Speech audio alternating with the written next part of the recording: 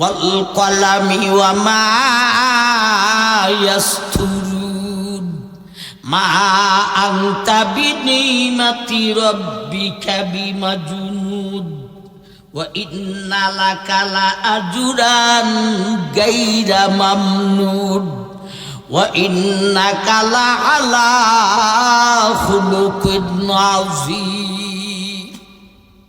হে দুনিয়ার মানুষ, আমি আল্লাহ নুনের কসম খাইলাম, কলমের কসম খাইলাম, মা ইয়াসতুরুনের কসম খেয়ে বলি রে, আমার হাবিব পাগল নন, আমার হাবিবকে জিনেও ধরে নাই, বরং যেই কারণে পাগল আর জিনে ধরা বলো রে, সেই কালিমা আর সেই ওহীর মাধ্যমে আমার হাবিবের কাছে যে নীতিমালা দিয়েছি রে, ওই নীতিমালা তুমি যদি গ্রহণ করতে পারো, হে আমার উম্মতের নারী, হে আমার উম্মতের পুরুষ,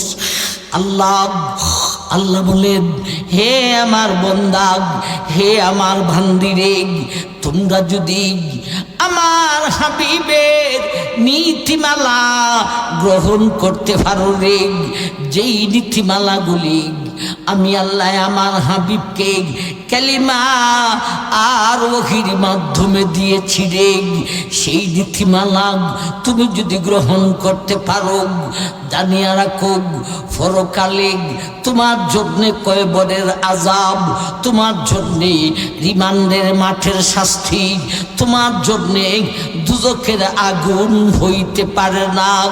শুধু তাই না রে, ওই কালিমা আর সেই ওহীর মাধ্যমে আমার নবীর কাছে যে নীতিমালা দিয়েছি রে, ওই নীতিমালা গ্রহণ করে তোমরা যদি ঘরের কর্তা হইয়া গোর সালাও রে, এই ঘরের ভিতরে আর ঝগড়া থাকতে পারে না।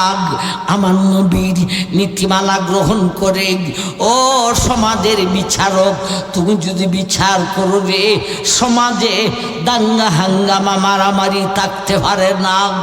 তেমন ভাবে ও দুনিয়ার মানুষ, আমার হাবিবের ওই নীতিমালা গ্রহণ করে তুমি যদি রাষ্ট্রনায়ক হয়ে রাষ্ট্র পরিচালনা করো রে, তোমার রাষ্ট্রে সিরিমিনি খেলার হইতে পারে না। আমার ভাই, আলোচনা যখন শুরু করেছিলাম, ওই শুরু লগ্নের কথা এখন এই কথার সাথে ফিট হইছে না হইছে না? কালিমার ওহীর কারণে ক্ষয়, পাগল আর জিনে ধরা।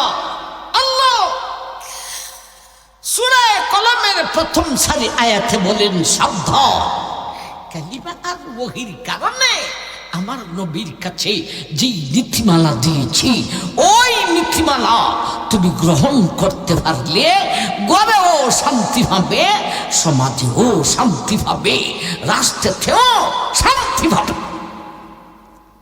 আমার ভাই জান, কারণ দুনিয়ার জগতের নেতার নীতিমালা হলো মন গড়া, ঠিক না ঠিক?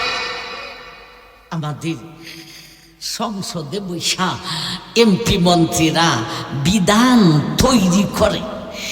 আমার ভাই, বিধান যে তৈরি করে, এটা কি আল্লাহর পক্ষ থেকে আসে না এদের মন গড়া? মন গড়া বিধান। ওই মন গড়া বিধান তৈরি করে, শেষ পর্যন্ত নিজের মন গড়া বিধানে নিজে ওই ফাঁসে আইসা, ঠিক না বেটি? 16 বছর ধইরা সিনিমিনি খেলা খেলতেছ, এইবারে আইসা ফুলাহান স্কুল কলেজ ভার্সিটি মাদ্রাসায় পড়ে, ফুলাহানরে একটু আদর করতে ভাল লাগে না। ওই চিনি খারবার এখন ফলায়ন করছত কেন? এখন তোর কোমরের জোর গেল কোথায়?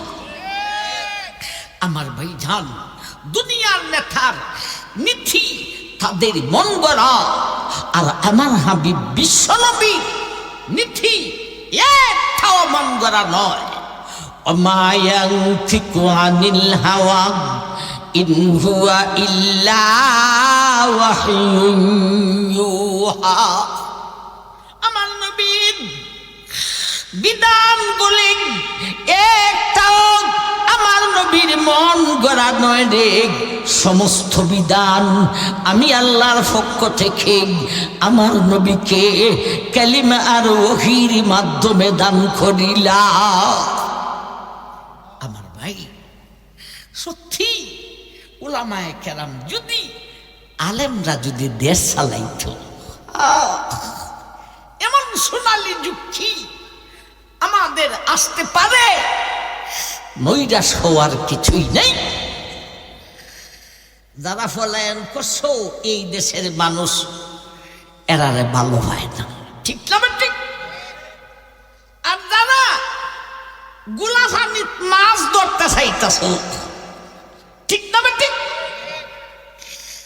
মাঠে লাভতে আডু কাফে, ট্যাং কাফে, মাঠে লাভতে আমার ভাই শল্যের রুম তোমরা দাঁড়াইয়া যায়। শিক্ষার্থী ছাত্ররা স্কুল আর মাদ্রাসা এই ফুলাহান্তে মাথালাই না দান দিছে, ফাঁকি দিয়া ক্ষমতায় বসার জন্য বহুত কিছু করতেছ। এমনকি ক্ষমতায় যাইবার আগেই ফখরুলে কয় মৌলবাদী। হুজুররা কি কয় ফখরুলে? মৌলবাদী।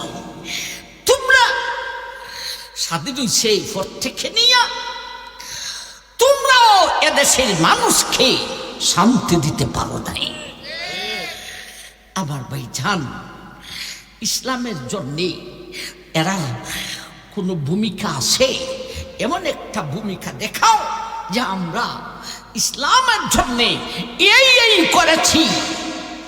আমরা গুড়ি বেল ভুইও করছো না। আমার ভাই জান, সুতরাং মানুষ সত্তা কি আছে? উলামায়ে কেরাম যদি কিছু করত, আমরা উলামায়ে কেরাম থুর ঝুর প্রচেষ্টা চালাচ্ছি। আমরা আশা করতে পারি ইনশাল্লাহ আমরা উলামায়ে কেরাম এই প্ল্যাটফর্মের নিচে দাঁড়িয়ে যাব। আপনারা জনগণ কি তখন আমাদের সাথে থাকবে? আবার ভাইজান, আল্লাহু আকবার। ভাই কই থেকে কই আসলাম, ডালে ঠান্ডে নিশে কেউ ব্যথা হইলে আল্লাহর হস্তে মাফ করে দিয়েন। আমার ভাইজান, এই হলো সারি আয়াতে আইসা ঢুকলাম, ঠিক না ঠিক? এরা যেই কারণে নবীকে ব্রেইনা ওঠার জিনে ধরা বলে আল্লাহ বলেন, ওই দুই কারণেই আমার নবীর কাছে যেই নীতিমালা দিয়েছি সেইটা তুমি যদি গ্রহণ করতে পারো, তোমার পরকালেও অশান্তি হবে না, ইহকালেও অশান্তি থাকবে না। এখন আসুন আমরা সূরার ভিতরে আয়াতের ভিতরে ঢুকছি। এই চারিখানা আয়াতের মধ্যে দুইখান আয়াতে আল্লাহ একটা দাবি উপস্থাপন করেছেন, আর দুইখান আয়াতে আল্লাহ দাবির পিছনে দলিল প্রমাণ দিয়েছেন।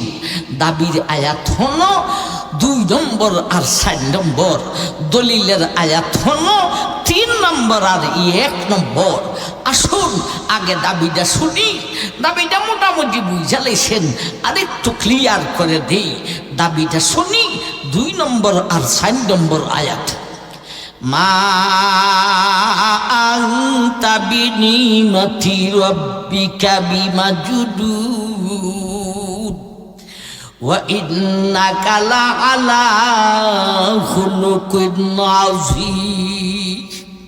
আল্লাহ বলেন, ও দুনিয়ার মানুষ, বান্দারে বান্দিগণ, আমার নবী বিশ্ব নবীর নীতিমালা চাইর না। আমার নবী কে তোমরা ব্রেইন আউট বলেছিলে, জিনে ধরা বলেছিলে। আমার হাবিব ব্রেইন আউট নয়, জিনেও ধরে নাই, বরঞ্চ যেই কারণে ব্রেইন আউট বলে চোখ আর জিনে ধরা বলে চোখ, সেই কালিমা আর সেই ওহীর মাধ্যমে আমার নবীর কাছে যেই নীতিমালা দিয়েছি তার মাধ্যমেই শান্তি আসতে পারে।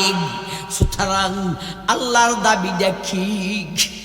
আল্লাহর দাবিটা এই দুই আয়াতে, একটা হলো হ্যাঁ আর একটা হলো না।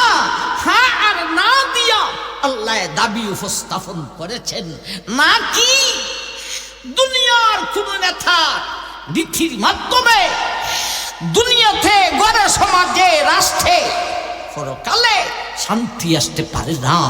শান্তি আসবে একমাত্র আমার হাবিবের নীতিমালার মাধ্যমে। এই হলো দাবি। ঘরে যদি শান্তি হইতে চাও, নবীর নীতিমালা অনুযায়ী ও জামাই তোমার বউ চালাও, মন গড়া নয়, নবীর নীতি দিয়ে চালাও। ও শ্বশুরি আর বধূ, নবীর নীতিমালা মাইনা শ্বশুরি তোমার বধূকে চালাও, তোমার সাথে ঝগড়া হবে না। তেমন ভাবে সমাজ, তেমন ভাবে রাষ্ট্র আল্লাহ বুঝাইতে চান। আল্লাহর দাবি হলো গড়ে সমাজে রাষ্ট্রে দুনিয়ার নেতার নীতির মাধ্যমে শান্তি আসতে পারে না। শান্তি আসবে একমাত্র আমার হাবিব বিশ্বনবীর নীতির মাধ্যমে। এই হলো আল্লাহর দাবি। দাবিটা ভালো কইরা পরিষ্কার কইরা স্মরণ রাখবেন। একটা হলো হ্যাঁ আর একটা হলো না। দুনিয়ার নেতার নীতির মাধ্যমে আমরা শান্তি পাইতে পারি না। শান্তি পাইতে হলে ঘরে সমাজে রাষ্ট্রে শান্তি পাইতে হলে বিকল্প কোনো ব্যবস্থা নাই, মাত্র একটা ব্যবস্থা আছে, সেইটা হলো আপনি আমার নবী বিশ্ব নবীর নীতিমালা। এই হলো আল্লাহর দাবি। এখন আসুন দাবির পিছনে দলিলটা কি। 3 নম্বর আয়াত আর 1 নম্বর আয়াত। আসুন আগে 3 নম্বর আয়াতটা শুন। ওয়া ইন্না লাকা লাআজরান গায়রা মামনুন। আল্লাহ বলেন, ও দুনিয়ার মানুষ, আমি আল্লাহ 3 নম্বর আয়াতে আমার দাবির পিছনে দলিল দিয়েছি। ও বাইরে দলিল কি দিয়েছেন আলোচনার সময় নাই। আসুন 1 নম্বর আয়াত, নুন ওয়াল কলামি ওয়া মা ইয়াসতুরুন। এই আয়াত খানকে 3 ভাগে ভাগ করো। নুন একটা ভাগ, কলম একটা ভাগ, মা ইয়াসতুরুন আর একটা ভাগ। এই 3 ভাগে আল্লাহ 3 জাতের দলিল দিয়েছেন রে। মা ইয়াসতুরুন দ্বারা কি দলিল দিয়েছেন আলোচনার সময় নাই। ওয়াল কলম দ্বারা কি দলিল দিয়েছেন আলোচনার সময় নাই। বাকি রইল দুধ। বাকি রয়েছে কি? শুধু সারি আয়াতে ভাই তাফসীর আর ব্যাখ্যা করলাম না, শুধু তর্জমা তাফসীর আর ব্যাখ্যা শুধু নুনে। আমার ভাই কের ব্যাখ্যা করতাম? শুধু একবার সুবহানাল্লাহ কইতেন না? আল্লাহর কোরআন খালি নুনের ব্যাখ্যা। আমার ভাই আল্লাহ নুনের কসম খেয়েছেন। আল্লাহর কসমগুলি দলিল হয়ে থাকে। কসম খাইয়া যেই কথা বলেন সেই কথার উপরে কসম খাইছেন নুনের। এখন আসুন নুনের ব্যাখ্যাতে যাই। নুনের একটা ব্যাখ্যা কইরা নিচের দিকে যাইব, আর একটা ব্যাখ্যা করে উপরের দিকে যাইব। কোরআনের একটা অক্ষরের পিছনে কি কথা রয়েছে, 2টা ব্যাখ্যা খুব সংক্ষেপে উপস্থাপন করি ভাই, শেষ করে দিব। নুনের একটা ব্যাখ্যা তাফসীরওয়ালায় ধরে তুলেছেন।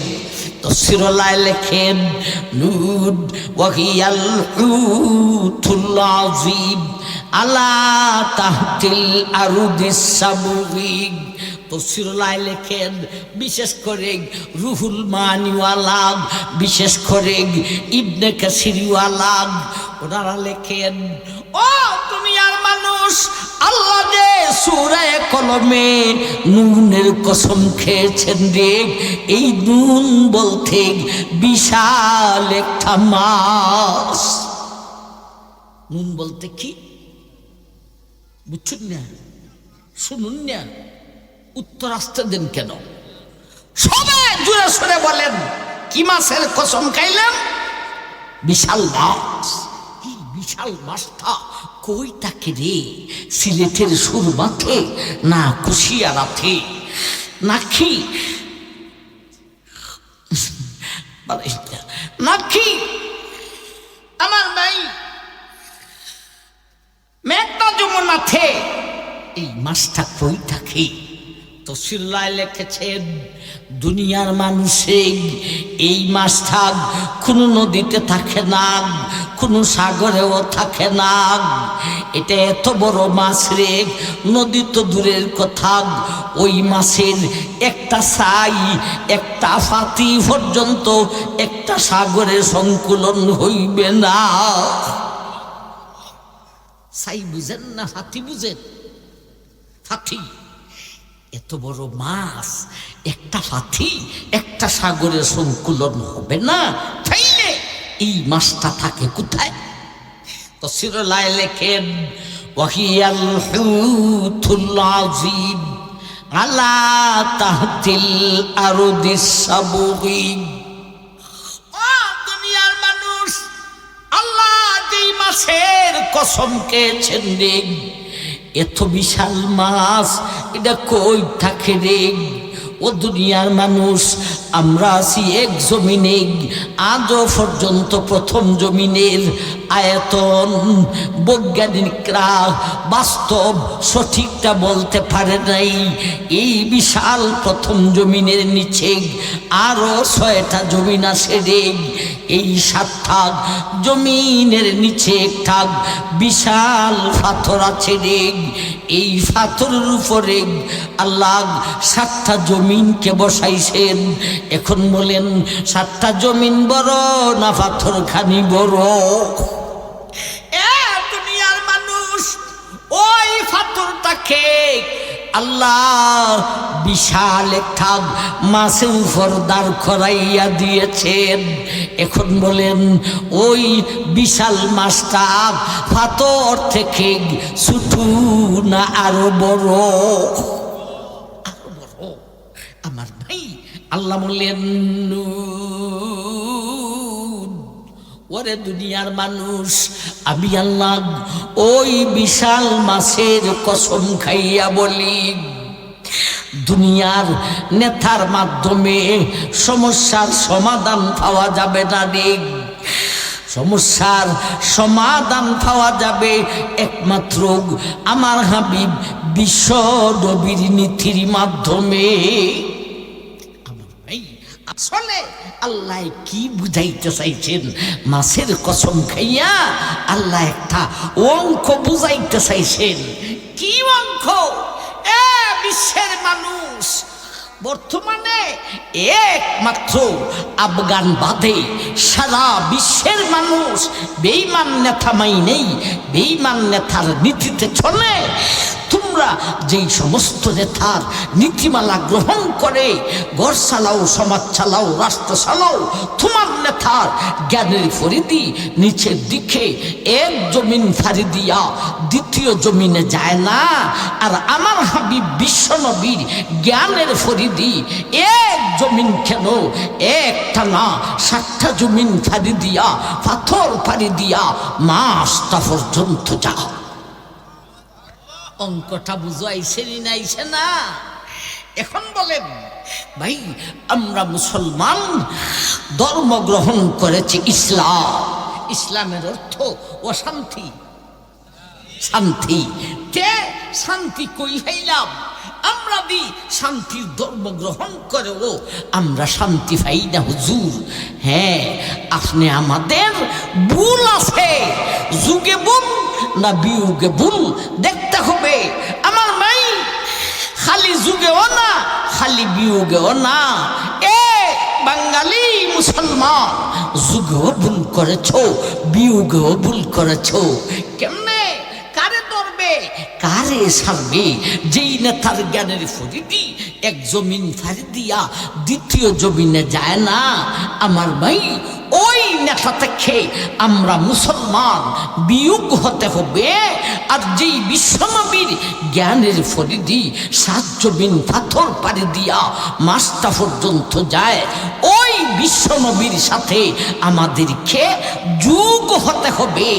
অথচ আমরা যুগ হয়ে গেছি বেঈমান নেতার সাথে, আর বিয়োগ হয়ে গেছি বিশ্বনবীর থেকে। এজন্যে ইসলাম ধর্ম শান্তির ধর্ম গ্রহণ করেছি, কথা ঠিক, কিন্তু আমাদের যুগেও ভুল, আমাদের বিয়োগেও ভুল। এখন আসুন নুনের ব্যাখ্যা কইরা উপরের দিকে যাইব। যেই ব্যাখ্যাটা নবীজির হাদিসে পেয়েছি, যেই হাদিস খানা আমি খুতবাতে পাঠ করেছিলাম, ওয়াহিয়া লাউহুম মাহফুজ। আল্লাহর নবী বলেন, ও মায়ার উম্মতেরা রে, আল্লাহর নবী বলেন, ও মায়ার উম্মতেরা রে, আল্লাহ নুনের কসম খেয়েছেন। এই নুনের ব্যাখ্যায় আমি বিশ্বনবী বলি, নুন বলতে লৌহে মাহফুজ। নুন বলতে কি? লৌহে মাহফুজ নিচে না উপরে? কত উপরে? হ্যাঁ দুনিয়ার মুসলমান, আমাদের মাথার উপরে শূন্যস্থান পাড়ি দিয়া সৌরজগৎ, চন্দ্র সূর্য গ্রহ নক্ষত্র, এর ভিতরে লৌহে মাহফুজ নাই রে। সেই সৌরজগৎ পাড়ি দিয়া 7টা আকাশ, এক একটা আকাশ যত বড়, আকাশের উপরে শূন্যস্থানটাও তত বড়। কত বড় রে? এক একটা আকাশ হলো 500 বৎসরের রাস্তা। এক একটা আকাশের উপরে শূন্যস্থানটাও হইল 500 বৎসরের রাস্তা। এমন ভাবে 7 আকাশ 7টা শূন্যস্থান পাড়ি দিয়াও লৌহে মাহফুজ পাওয়া যায় না রে। 7 আকাশ 7টা শূন্যস্থান পাড়ি দিয়া একটা অফিস, এটা হলো মিখাইলের অফিস, আরেকটা শূন্যস্থান পাড়ি দিয়া ইসরাফিলের অফিস, আরেকটা শূন্যস্থান পাড়ি দিয়া আমার জিব্রাইলের অফিস, আরেকটা শূন্যস্থান পাড়ি দিয়া মালাকুল মউত আজরাইলের অফিস, আর একটা বিশাল শূন্যস্থান পাড়ি দিয়া সিদরাতুল মুনতাহা সীমান্ত এলাকা। এখানেও লৌহে মাহফুজ নয় রে, সীমান্ত এলাকা। এটা সীমানা দেওয়া হয়েছে কাদের জন্য রে? মানুষের জন্যে। সীমান্ত এলাকা নয় রে, সেখানে কোনো মানুষ যাওয়া জীবনেও সম্ভব হবে না। সীমান্ত এলাকাটা হইল ফিরিস্তাদের জন্যে। ওইখানে সীমানা দেওয়া হয়েছে, ওই সীমানার বাহিরে কোনো ফিরিস্তা যাওয়ার ক্ষমতা নেই। সেখানে সীমানা দেওয়া হয়েছে তার কাঠা দিয়া, না রে না নদী দিয়া, না রে না ফিলার দিয়া, না রে না বাউন্ডার দিয়া, না রে না। সেখানে সীমানা দেওয়া হয়েছে একটা বড়ই গাছ দিয়া। যেই বড়ই গাছের পাতা এক একটা পাতা হাতির কানের সমান। যেই বড়ই গাছের এক একটা বড়ই হলো মোটকার সমান। সেখানেও সিদরাত, সেখানেও লৌহে মাহফুজ নয় রে। সেই সিদরাত পাড়ি দিয়া আর একটা শূন্যস্থান পাড়ি দিয়া 4টা নহর আছে রে। দুইটা নহরের সম্পর্ক হলো জান্নাতের সঙ্গে, আর দুইটা নহরের সম্পর্ক হলো জাহান্নামের সঙ্গে। এখানেও লৌহে মাহফুজ নাই। ওরে দুনিয়ার মানুষ, এরপরে বিশাল একটা শূন্যস্থান পাড়ি দিয়া হইল রে লাউহু মাহফুজ। সেই লৌহে মাহফুজের কসম আমি আল্লাহকে বলি, দুনিয়ার নেতার নীতির মাধ্যমে শান্তি আসতে পারে না। শান্তি একমাত্র আমার হাবিব বিশ্বনবীর নীতির মাধ্যমে। আমার ভাই, তাইলে নুনের কসম খাইয়া আল্লাহ কি বুঝাইতে চায়? নুন ওয়াল কলামি ওয়া মা ইয়াসতুরুন মা আনতা বিনিমাতি রাব্বিকা বিমাজুদুন ওয়া ইন্না লাকা লাআজরান গায়রা মামনুন ওয়া ইন্নাকা লাআলা খুলুকিন আযীম। ও দুনিয়ার মানুষ, আমি নুনের কসম খাইয়া তোমাদেরকে একটা অঙ্ক বুঝাইতেছি।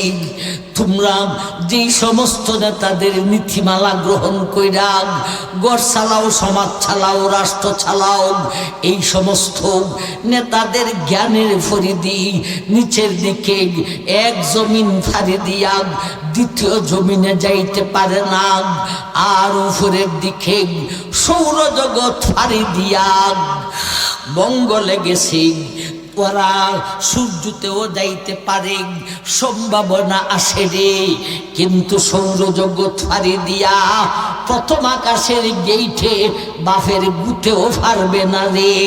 কেন এত সত্য কথা বললাম? বিস্তারিত বলার সময় আর নেই। বৈজ্ঞানিক রে, তোমরা উপরের দিকে সৌরজগৎ ফাড়ি দিয়া আকাশ পর্যন্ত যাইতে পারবে না। আর আমার হাবিব বিশ্ব নবীর জ্ঞানের ফরিদি নিচের দিকে 7টা জমিন পাথর পাড়ি দিয়া মাসটা পর্যন্ত যায়, আর উপরের দিকে সৌরজগৎ পাড়ি দিয়া 7টা আকাশ, 7টা শূন্যস্থান পাড়ি দিয়া, 4টা অফিস পাড়ি দিয়া, সিদ্রা ফাড়ি দিয়া, নহরগুলি ফাড়ি দিয়া আমার হাবিবের নীতিমালা উপরের দিকে লৌহে মাহফুজ পর্যন্ত যা।